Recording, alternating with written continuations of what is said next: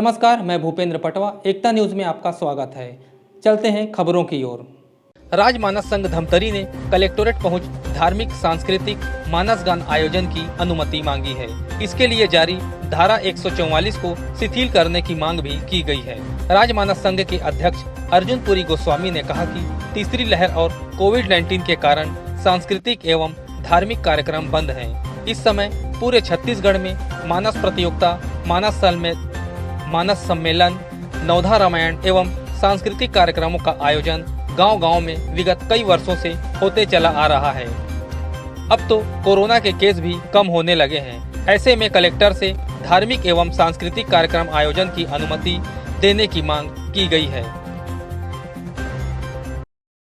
देखिए, वर्तमान समय में हमारे प्रदेश में बाकी सभी वैवाहिक कार्यक्रम आदि कार्यक्रम सब हो रहे हैं, लेकिन शासन के निर्देशानुसार धार्मिक सांस्कृतिक कार्यक्रम जो है पूर्ण रूपेण बंद है।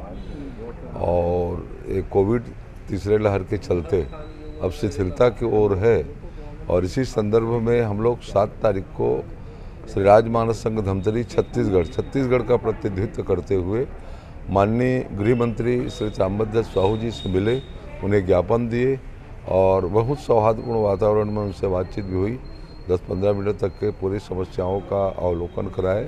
उन्होंने हमें आश्वस्त किया है कि निश्चित रूप से बहुत जल्दी छत्तीसगढ़ में सांस्कृतिक कार्यक्रम एवं मानस स्पर्धा, मानस सम्मेलन और नवधा रामायण, मानस गोष्ठी का कार्यक्रम जो है प्रारंभ हो, हमारी भी मंशा है करके उन्होंने कहा।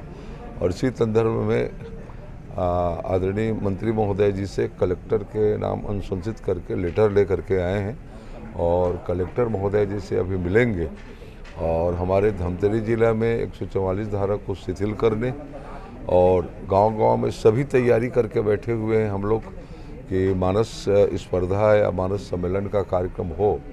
और इससे हमारी संगठन के ऊपर छत्तीसगढ़ से मानस मंडलियों का आयोजक समिति का निरंतर संपर्क बना हुआ है और वो लोग चाह रहे हैं कि कार्यक्रम हो। इस संदर्भ में संगठन जो है कुछ करे और इसी भाव को लेकर के हम लोग जो है मंत्री महोदय जी से, कलेक्टर से आज मिलने के लिए आए हुए हैं। अभी कुछ देर के बाद में कलेक्टर महोदय से मुलाकात होगी और ये सारी समस्या जो है उनके सामने रखी जाएगी और उनसे निवेदन किया जाएगा कि 144 धारा शिथिल हो, जिससे हमारे जिला में भी और प्रदेश में भी ये धार्मिक और सांस्कृतिक कार्यक्रम जो है पूर्ववत जो है प्रारंभ हो सके। बाकी अभी राजिम मेला होने वाला है महाशिवरात्रि के पावन पर्व पर, और ये कर्णेश्वर का मेला, रुद्रेश्वर का मेला, डोगेश्वर का मेला, शिवरी नारायण में मेला होने वाली है। तो ये सारे कार्यक्रम संचालित हो रहे हैं और केवल राम कथा का कार्यक्रम में प्रतिबंध लगा हुआ है।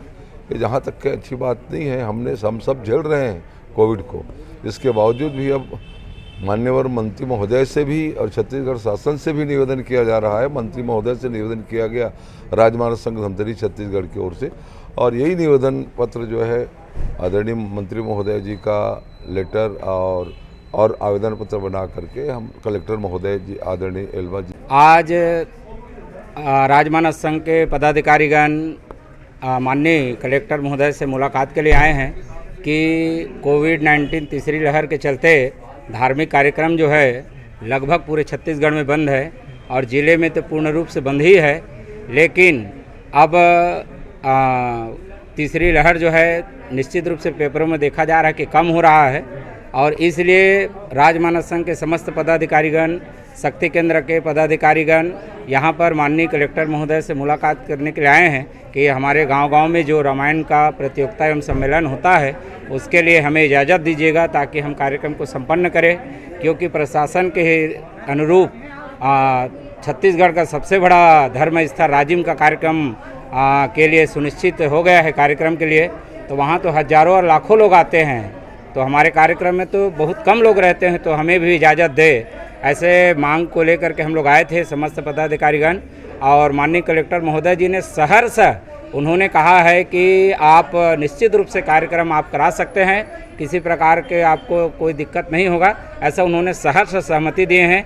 और हम पूरे राजमानस संघ की ओर से समस्त शक्ति केंद्र के पदाधिकारियों की ओर से माननीय कलेक्टर महोदय को हृदय से धन्यवाद, आभार व्यक्त करते हैं। सादर जय श्री राम।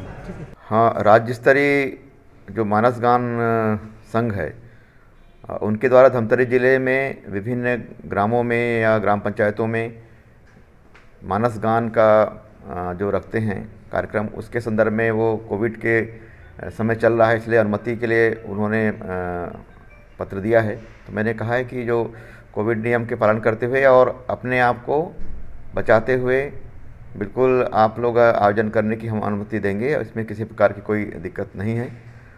जहाँ जहाँ पर भी आयोजन की जाएगी वहाँ पर पर्याप्त जगह हो और अपने सोशल डिस्टेंसिंग और मास्क वगैरह का पालन करें, इस टाइप का हमने उनको समझाई दी है और वो इसमें किसी प्रकार की कोई दिक्कत नहीं है। उनको अनुमति दी जाएगी और जो तहसील स्तर पे होगा या अनुभाग स्तर पे होगा वहाँ पर उनको मैंने आपस में समन्वय करके। एकता न्यूज़ में आज बस इतना ही। अगले बुलेटिन में फिर मिलेंगे, तब तक के लिए नमस्कार।